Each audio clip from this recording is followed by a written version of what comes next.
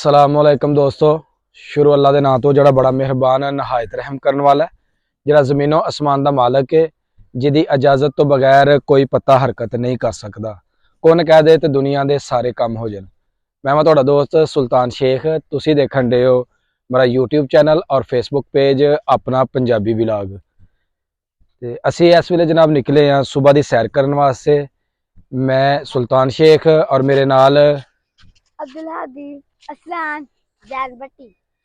ते असी जनाब अब्दुल हादी, अरसलान और जैन भट्टी दे नाल सुबह सुबह निकले हैं सैर वास्ते। ते दोनों अब्दुल हादी दे फ्रेंड ने।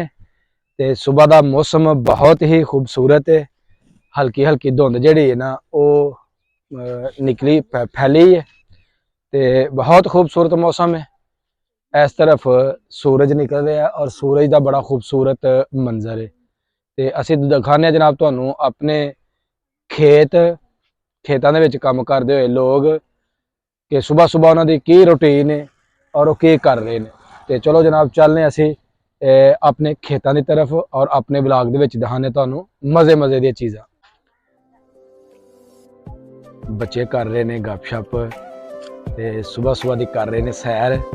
ते बच्चे बड़े सबनों चाहिए कि सुबह की जिहड़ी सैर है उन्होंने अपना मामूल बनाना। बच्चे रनिंग जिहड़ी ने वो कर रहे हैं ते कहंदे ने देख ले किहड़ा जिहड़ा ना वो विन कर रहा है। अब्दुल हादी जी कर गया विन।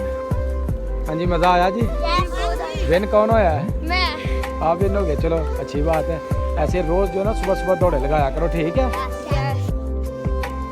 ए जी सामने देख सकते हो राहुल सिंह लैके आ गए ने अपने जानवरों वास्ते चारा।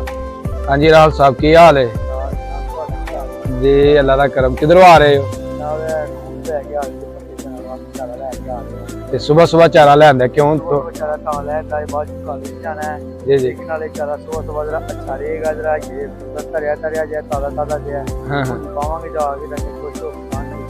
साढ़े होर भी किसान दोस्त उधर लगे जी। शुक्रिया जनाब, थैंक यू।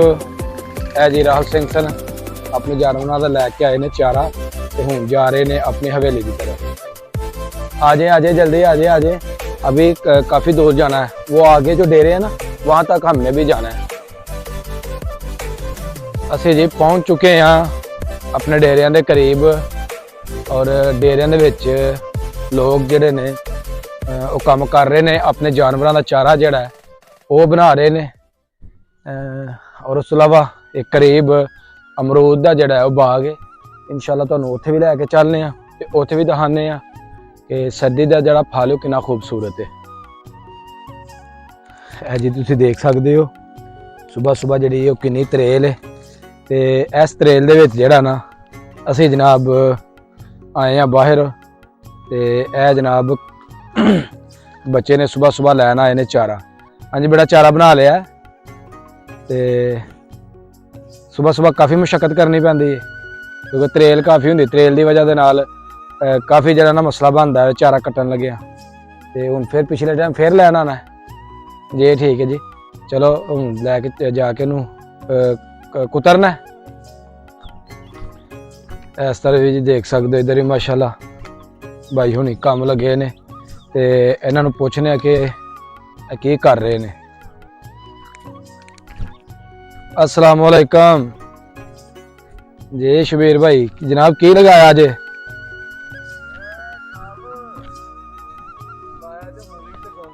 अच्छा ठीक है। ते गोडी करन दे हो?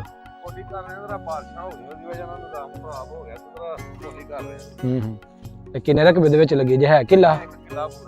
माशाल्लाह जी। ए 1 एकड़ जिहड़ा शबीर भाई ने जनाब मूली, गाजर, शलजम, मेथरे इस तरह के मुख्तलिफ जिहड़े ना चीज़ां वो लगाइयां ने।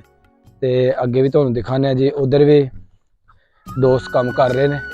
जानवरों का चारा जिहड़े ने वो बना रहे हैं। यह देख सकते हो जानवरों का जिहड़ा चारा है वो सुबह सुबह बना रहे हैं क्योंकि बाद विच फिर अपने कामां काजां दे उपर भी जिहड़ा ना जाना हुंदा है। माशाल्लाह किस कदर देहातां दा माहौल है। लोग मेहनती जफाकश ते अपने काम दे नाल मुहब्बत करने वाले हुंदे ने। ਇਸ ਤਰ੍ਹਾਂ ਵੀ ਕਿਸਾਨ ਭਾਈ ਕੰਮ ਕਰ ਰਹੇ ਨੇ, ਉਸ ਪਿੱਛੇ ਵੀ ਕੰਮ ਕਰ ਰਹੇ ਨੇ। ਤੇ ਹੁਣ ਅਸੀਂ ਲੈ ਕੇ ਚੱਲਾਂਗੇ ਜੀ ਤੁਹਾਨੂੰ ਇਸ ਤਰਫ, ਇਧਰ ਅਮਰੂਦ ਦਾ ਬਾਗ, ਤੇ ਉੱਥੇ ਜਾ ਕੇ ਸੂਰਤ ਹਾਲ ਵੇਖਦੇ ਆ ਕਿ ਸਰਦੀਆਂ ਦਾ ਫਲ ਜਿਹੜਾ ਹੈ ਉਹ ਕੈਸਾ ਲੱਗਾ ਔਰ ਉਸ ਫਲ ਨੂੰ ਲੈ ਉਤਾਰਨ ਦੇ ਨੇ ਜਾਂ ਨਹੀਂ ਉਤਾਰਨ ਦੇ ਨੇ। ਤੇ ਚੱਲਦੇ ਆ ਜੀ ਖੇਤ ਦੀ ਤਰਫ। ਬੱਚਿਆਂ ਨੂੰ ਨਾਲ ਨਹੀਂ ਸੀ ਲਿਆ ਇਸ ਵਾਸਤੇ ਕਿ ਪੈਲੀਆਂ ਦੇ ਵਿੱਚ ਜਿਹੜੀ ਇਹਨਾਂ ਤਰੇਲ ਬਹੁਤ ਜ਼ਿਆਦਾ ਪਈ ਹੈ ਔਰ ਪੈਲੀਆਂ ਦੇ ਵਿੱਚ ਲੋਕਾਂ ਨੇ ਲਗਾਈਆਂ ਨੇ ਫਸਲਾਂ, ਤੇ ਇਸ ਵਾਸਤੇ ਅਸੀਂ ਉਹ ਤੋਂ ਕੀਤਾ ਹੀ ਗੁਰੇਜ਼। ਤੇ ਬੱਚਿਆਂ ਨੂੰ ਅਸੀਂ ਕਿਹਾ ਸੀ ਕਿ ਤੁਸੀਂ ਨਾ ਆਪਣੇ ਪੇ ਦੀ ਤਰਫ ਹੀ ਰਹਿਣਾ। ਤੇ ਬੱਚੇ ਦੇਖ ਸਕਦੇ ਹੋ ਜੀ ਇਸ ਤਰਫ ਜਿਹੜੇ ਨੇ ਨਾ ਉਹ ਨੇ ਅਟਕੇਲੀਆਂ ਕਰ ਰਹੇ ਨੇ, ਤੇ ਇਹ ਜੀ ਬੱਚੇ ਅਸਾਂ ਇਹਨਾਂ ਨੂੰ ਤਲਾਸ਼ ਕਰ ਲਿਆ, ਉਹ ਮਿਲ ਗਏ ਨੇ।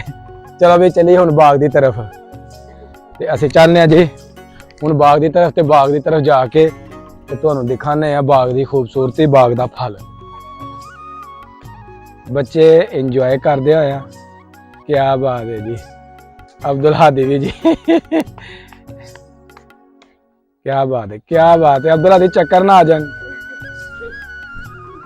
ਬਾਗ ਦੇ ਕਰੀਬ ਅਸੀਂ ਪਹੁੰਚ ਚੁੱਕੇ ਹਾਂ, ਤੇ ਬਾਗ ਦੇ ਜਿਹੜੀ ਖੂਬਸੂਰਤੀ ਦਿਖਾਵਾਂਗੇ। ਇਹ ਬਾਗ ਨੂੰ ਜਿਹੜਾ ਜਾਂਦਾ ਉਹ ਰਸਤਾ ਹੈ, ਤੇ ਮਾਸ਼ਾਅੱਲਾ ਕੁਸ਼ਾਦਾ ਪੱਕਾ ਰਸਤਾ ਹੈ ਔਰ ਬੜਾ ਹੀ ਖੂਬਸੂਰਤ ਇਹ ਰਸਤਾ ਜਿਹੜਾ ਜਾਂਦਾ ਹੈ। ਦੇਖ ਸਕਦੇ ਹੋ ਕਿ ਬੜੇ ਬੜੇ ਖੂਬਸੂਰਤ ਜਿਹੜੇ ਨੇ ਸਾਏਦਾਰ ਦਰਖਤ ਉਹ ਇੱਥੇ ਲੱਗੇ ਹੋਏ ਨੇ।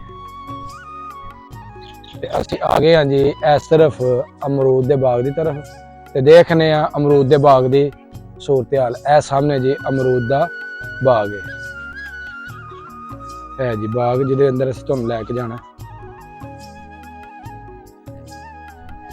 ਅਮਰੂਦ ਦੇ ਖੇਤ ਦੇ ਵਿੱਚ ਅਸੀਂ ਪਹੁੰਚ ਚੁੱਕੇ ਹਾਂ, ਤੇ ਹਜੇ ਤੱਕ ਕੋਈ ਬੰਦਾ ਨਜ਼ਰ ਨਹੀਂ ਆ ਰਿਹਾ ਕਿ ਜਿਹੜੇ ਉਤਾਰ ਰਹੇ ਨੇ ਇਥੋਂ ਅਮਰੂਦ।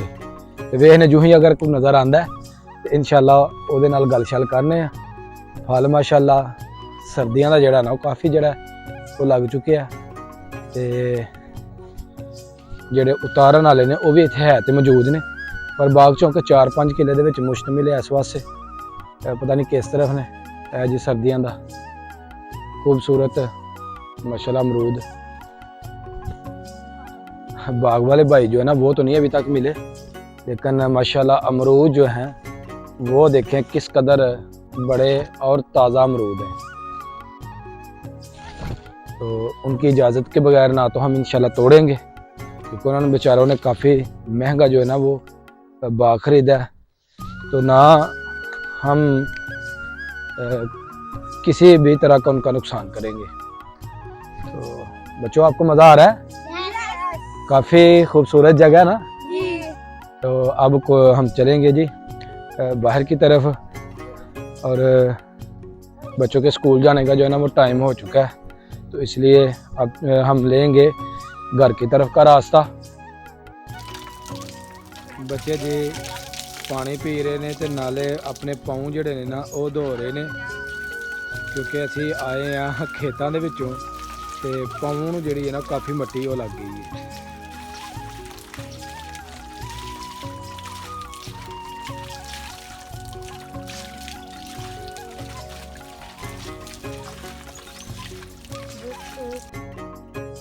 साडे अज दी वीडियो हो गई है मुकम्मल।